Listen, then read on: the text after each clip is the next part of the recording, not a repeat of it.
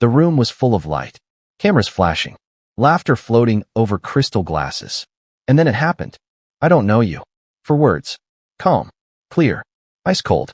But before we continue, please subscribe and turn on the notification bell for updates. Not shouted. Not whispered. Delivered with the kind of certainty that makes a room stop breathing. Picture this for a second. Hollywood's most exclusive night. A place where everyone knows everyone, or at least pretends to. Where proximity equals power, and recognition is currency. And in the middle of it all, Emma Stone turns, looks directly at a woman beside her, and says she doesn't know her.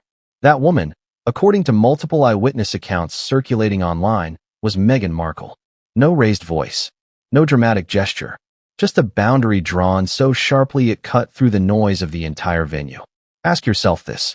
When was the last time someone was publicly denied existence at an A-list award show? Because this wasn't a snub. It wasn't awkward small talk gone wrong. And it definitely wasn't accidental. The shock didn't come from what was said. It came from where it was said. And who was listening? Phones were already out. They always are. But in that moment, even the people filming didn't know what they were capturing yet. They just knew something had shifted. Faces tightened. Smiles froze. Conversations died mid-sentence. Why does this story matter now? Because this wasn't just a celebrity misunderstanding. It was a visible crack in Hollywood's unspoken rules. The kind of moment the industry tries desperately to keep behind closed doors. Where discomfort is managed quietly. Where exits happen discreetly. Where reputations are protected at all costs. Except this time, none of that happened. Instead, what allegedly followed was security stepping in. Not rushing. Not panicking. Just moving with purpose. As if a decision had already been made long before the words were spoken. Here's the part that should make you uneasy. People close to the situation claim this wasn't the first uncomfortable interaction. That this moment had been building. Slowly. Repeatedly. Across events. Across spaces where coincidence starts to feel like something else. And if that's true, then this wasn't a spontaneous reaction. It was a breaking point. So why that night? Why that room? Why then? Was there a warning earlier that went ignored? Was there a private moment that crossed an invisible line? Or was this the instant Hollywood decided to stop being polite and start being honest? Because what Emma allegedly said next wasn't meant for the cameras at all. And once those words left her mouth, there was no going back. It crept in. One laugh cut short. A glass paused halfway to someone's lips. A smile that didn't quite recover. That's how people in the room later described it. Like the air itself realized something was wrong before anyone else did. And then everyone understood why. Because when Emma Stone said, "I don't know you," she didn't say it confused. She didn't say it nervously. She said it the way people do when they are correcting a mistake that should never have been made in the first place. Let that sink in. Hollywood runs on polite lies. On half recognition. On fake familiarity. People nod. People smile. People pretend. That's the deal. So when someone refuses to play along, it isn't just awkward, it's disruptive. Witnesses say Meghan froze. Not dramatic. Not loud. Just a second too still. The kind of pause you make when you realize the script you thought you were in has suddenly changed, and no one bothered to tell you. Several people nearby later claimed they heard Meghan try to respond. A quick explanation. A name drop. Something to re-anchor herself in the moment. But it didn't land. Whatever she said didn't change the energy. Emma didn't lean in. Didn't soften. Didn't rescue the interaction. Instead, she did something far more telling. She turned slightly away. That's when the room really started watching. Because turning away in that setting isn't rudeness. It's instruction. It's a signal that says, this conversation is over, and it shouldn't continue. Ask yourself this. How many times have you seen that happen on camera at an award show? Almost never. And here's where the contradiction hits hard.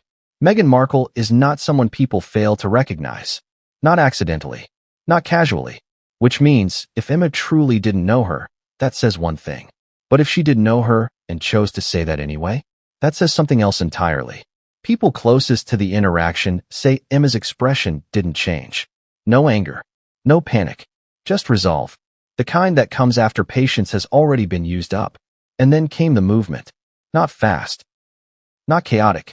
Two members of security, already positioned nearby, shifted their weight. Hands moved subtly. Earpieces adjusted.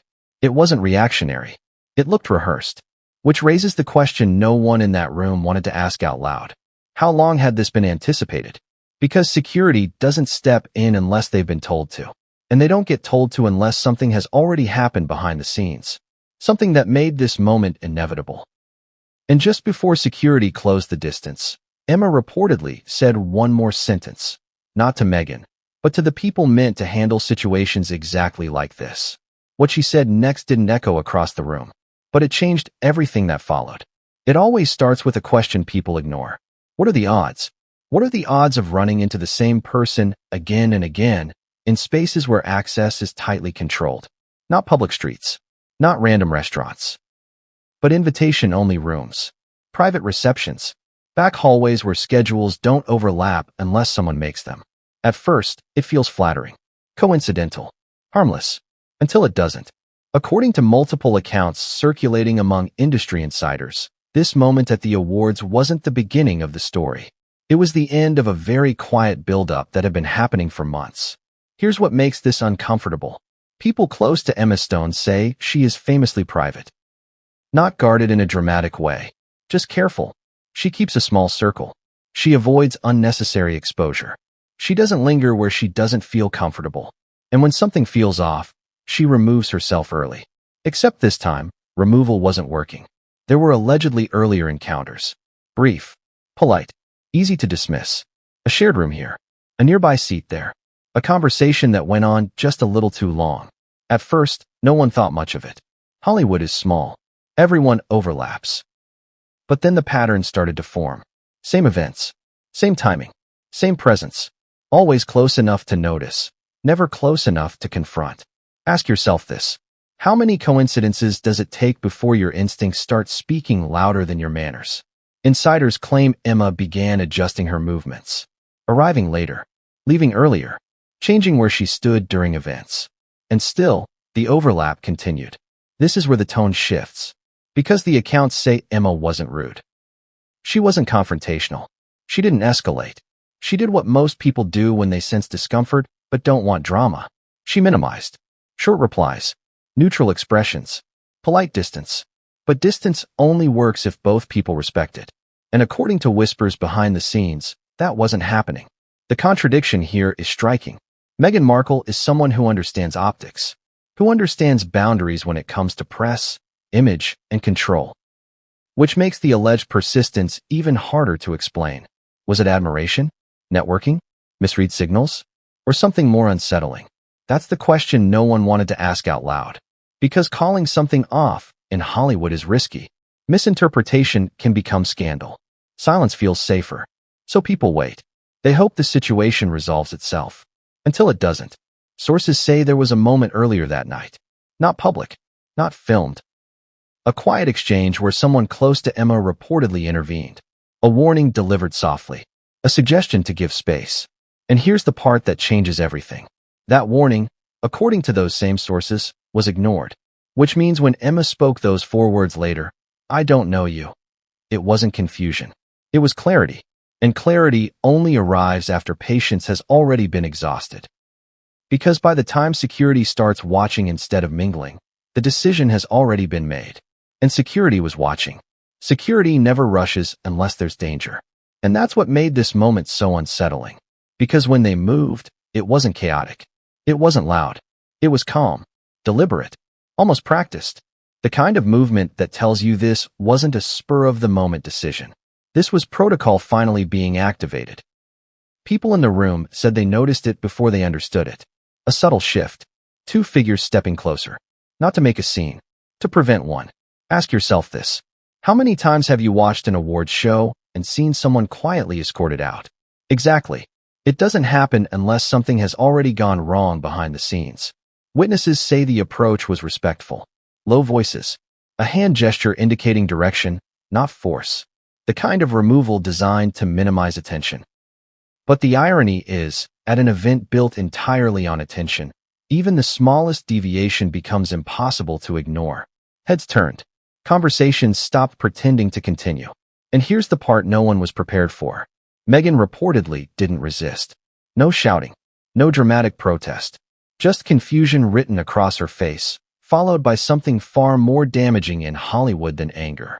Disbelief. Because disbelief suggests you thought you belonged. And in that moment, the room seemed to answer without saying a word. No one intervened. No one stepped forward to smooth things over. No friendly producer. No powerful ally laughing it off and pulling her back into the circle. Silence can be cruel like that. And the silence wasn't accidental. People close to the situation later claimed this wasn't about embarrassment. It was about boundaries being enforced in the only language Hollywood truly respects: access. Titles don't matter there. Past headlines don't matter. Even fame doesn't always matter. What matters is whether the room wants you in it. And that night, the room had decided. As she was guided away from the main floor, sources say the reactions were telling. Some guests looked away, pretending not to see. Others watched openly, curiosity outweighing courtesy. A few checked their phones, already anticipating the headlines that hadn't been written yet. That's how fast reputations move now. One moment you're inside the frame. The next, you're content. Here's the contradiction that keeps coming up. If this was truly nothing, why did no one stop it? If this was a misunderstanding, why didn't anyone laugh it off? If this was unfair, why did the machinery of the event move so smoothly? Because systems don't act decisively unless they've been primed to. And according to insiders, the most damaging part wasn't the escort itself. It was what happened minutes later. Because while Meghan was being led away quietly, the story was already escaping the room. Texts, photos, whispers turning into posts. A narrative forming before anyone could control it. And once that narrative took hold, it didn't ask for permission. What came next didn't just follow her out of the venue. It followed her everywhere. By the time the doors closed behind her, the story was already alive. Not written yet. Not polished. But breathing. Phones vibrated in pockets. Screens lit up under tables. A few people weren't even pretending to watch the stage anymore. They were watching their group chats. Because in rooms like that, news doesn't travel outward first. It circulates inward. Someone sent a message. Then another. A photo without context. A sentence without names. And suddenly everyone was asking the same thing in different words. Did you see that? What just happened? Was that real? Here's the part most people don't understand about moments like this. The internet doesn't wait for facts. It waits for friction. And this had it. Glamour colliding with rejection. Status meeting resistance. A woman used to attention suddenly denied it. Within minutes, the first posts started appearing. Vague at first. Something wild just happened at the awards. Then sharper. Security escort. Then the phrase that hooked everyone. I don't know you. That line spread faster than any explanation could catch up. Ask yourself this. Why did those words resonate so hard? Because they struck at identity. At belonging. At the one thing celebrity culture is built on, recognition. And once the phrase detached from the room and entered the timeline, it stopped being about what actually happened and started becoming about what people believed it meant. Some framed it as empowerment. A woman setting a boundary in a space that rarely allows it. Others framed it as humiliation. A public stripping of relevance. And then there were those who asked the question no one wanted trending. Why would security already be prepared? That's where the speculation exploded. Old clips resurfaced. Past photos were reinterpreted. Innocent overlaps were suddenly framed as patterns. Commentators slowed footage down, analyzed body language, filled silence with certainty. Contradictions piled up fast. If this was a misunderstanding, why did it escalate so cleanly? If this was exaggerated, why didn't anyone immediately deny it? If nothing inappropriate happened, why did no one step forward to correct the narrative? Because silence, again, spoke louder than statements. What followed was a familiar cycle. Headlines sharpened. Anonymous sources appeared. Some defended. Some attacked. Most just watched, fascinated by the speed at which a public image can fracture. And through it all, there was no official clarification. No neat explanation. No press-friendly version of events to restore balance. That absence mattered. Because in Hollywood, when something truly isn't a story, it's shut down immediately. Fast. Firm. Clean. This wasn't. Instead, the night ended with questions hanging in the air and a single moment replaying endlessly on screens around the world. A moment that refused to be softened or forgotten. And while everyone argued over what it meant, one detail kept getting lost in the noise. This wasn't the end of the story. It was the point of no return. Because once a room closes its doors, the aftermath doesn't stay inside. It spills. And what surfaced next wasn't just commentary. It was a deeper fracture that had been forming long before that night, waiting for the right moment to show itself. And that moment had finally arrived.